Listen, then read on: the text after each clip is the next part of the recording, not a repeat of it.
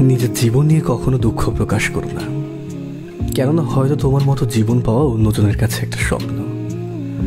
অনেক শক্তিশালী হয় ওই লোকগুলো যারা ভিতর থেকেই ভেঙে যায়। জীবনটাকে এত সস্তা করা উচিত নয়, কিন্তু পয়সার মানুষ এসে সার্কাস দেখিয়ে চলে যাবে। আমি জানি আমি নিশ্চয়ই কিছু একটা, কারণ উপরওয়ালা কখনো খারাপ জিনিস বানায় না। জীবন ভোর দেখেছে অনেক কষ্ট, শক্তি শুধু মনের। আসবে আর অনেক কষ্ট, শক্তি শুধু মনের।